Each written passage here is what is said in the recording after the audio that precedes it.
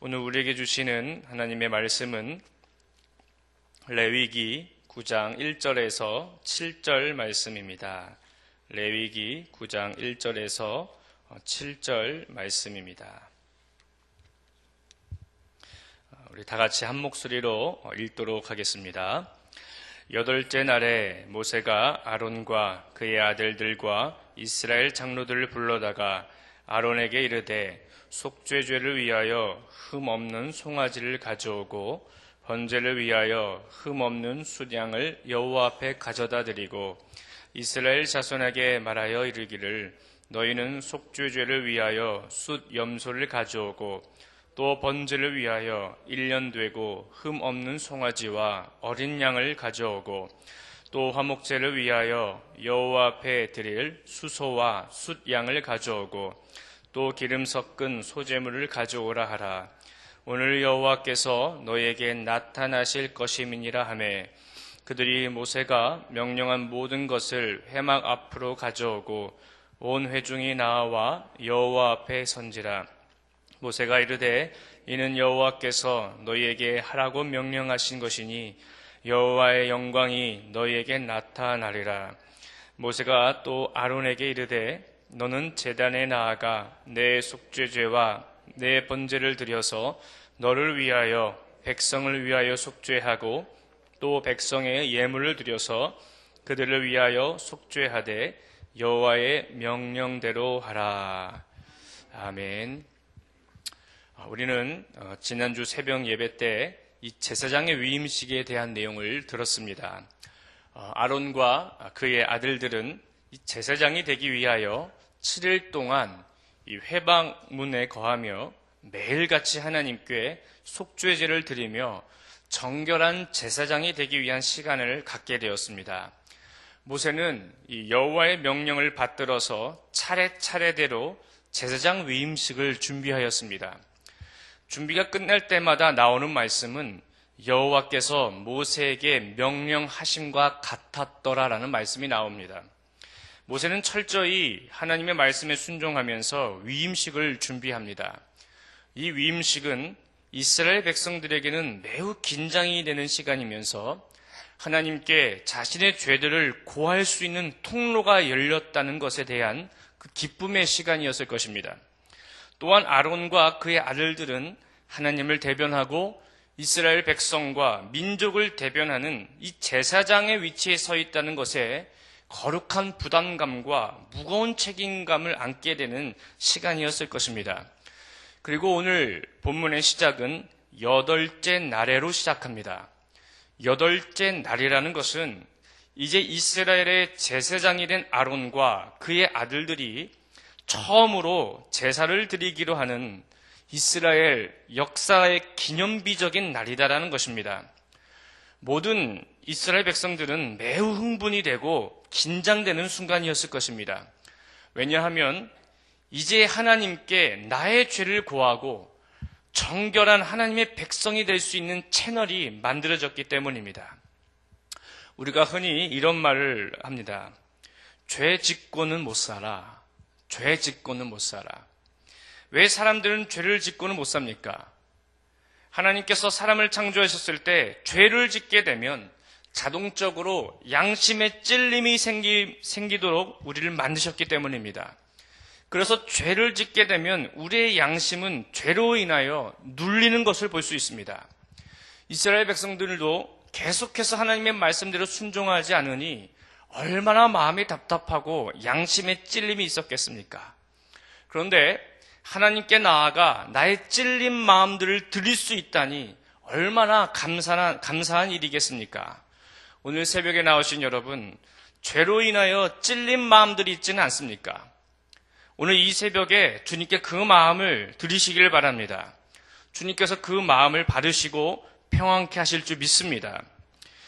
이제 모세는 아론과 그의 아들들과 이스라엘 장로들을 불러다가 이 백성들을 위하여 제사를 드리기에 앞서서 먼저 제사장 자신을 위해 이 속죄죄와 번제를 드려야 할 것을 말합니다.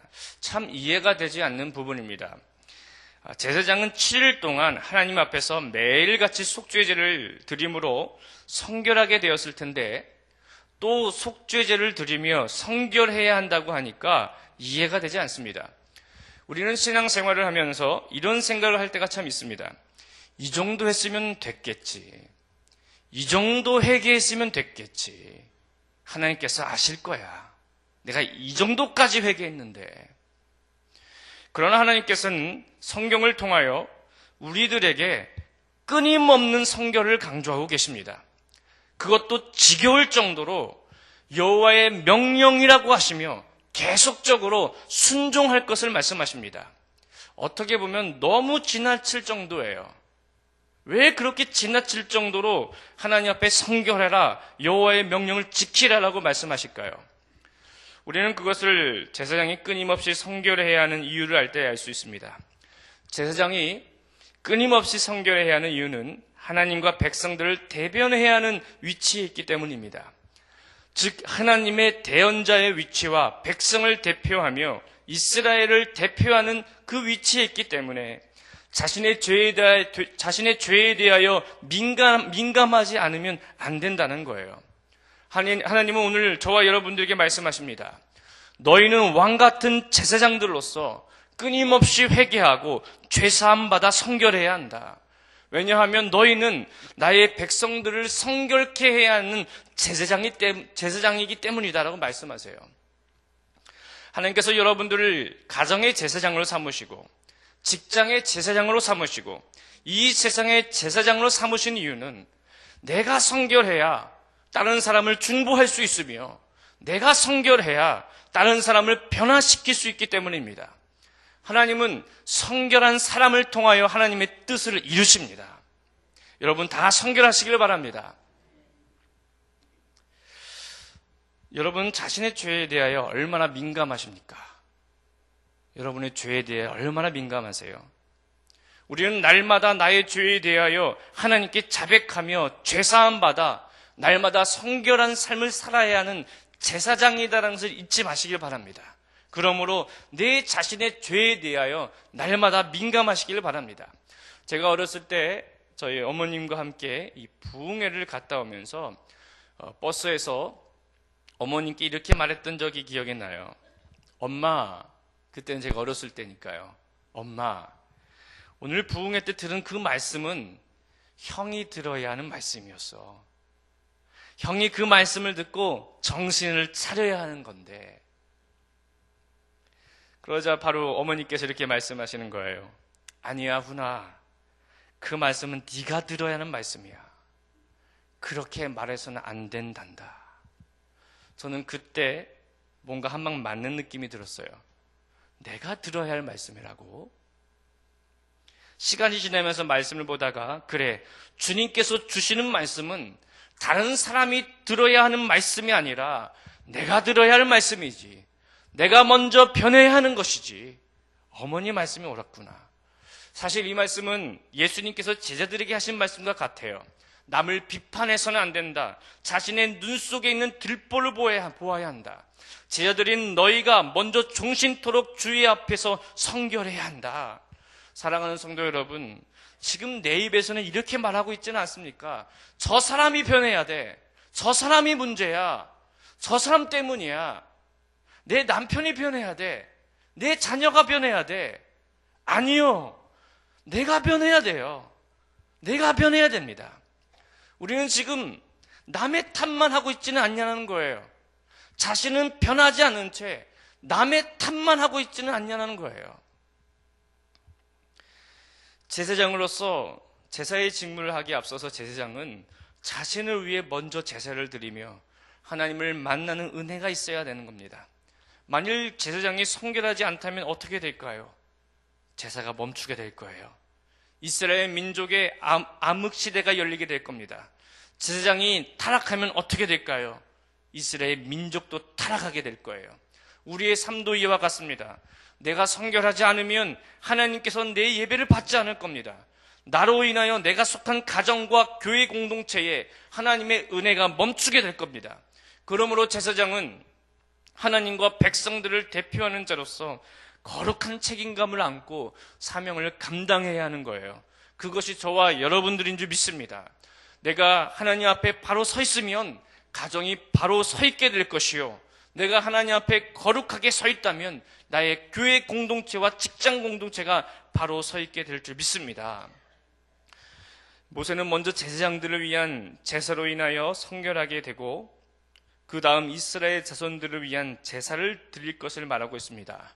이 제사장들은 이스라엘 자손들을 위하여 4가지 제사를 드려야 합니다. 그것은 속죄제와 번제와 소제와 화목제입니다.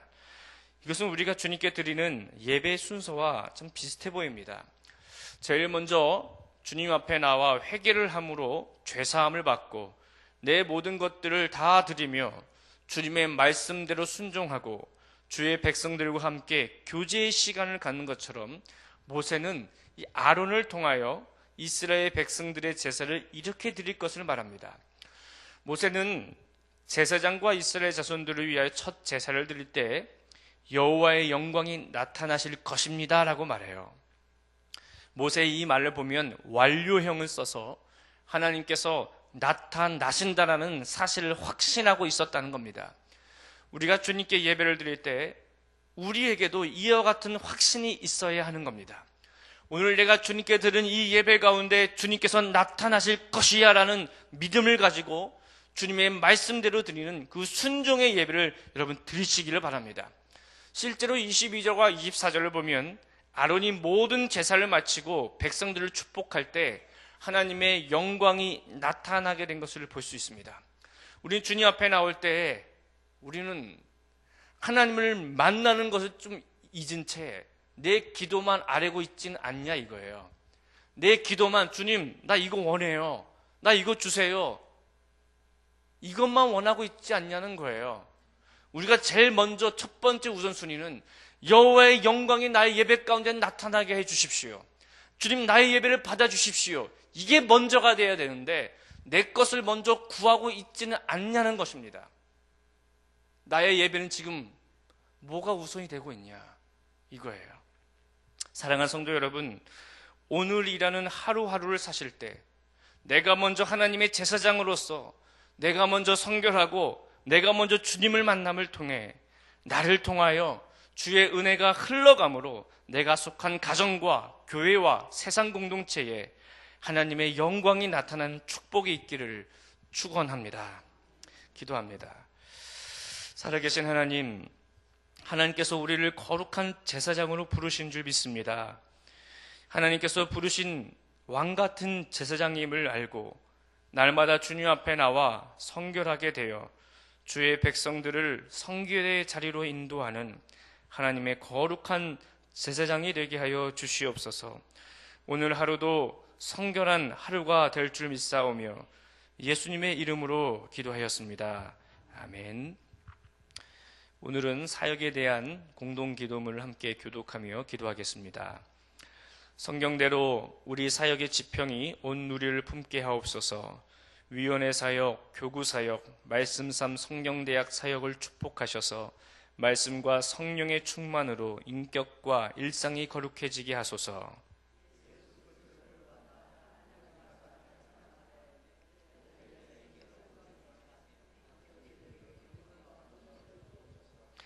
한 사람을 사랑하고 세우는 일이 사역의 근원이 되게 하시고 하나님 나라에 헌신하는 작은 모임을 거룩한 영으로 채우시며 우리 사역이 사회 변동과 역사 흐름을 이끌어가게 하옵소서.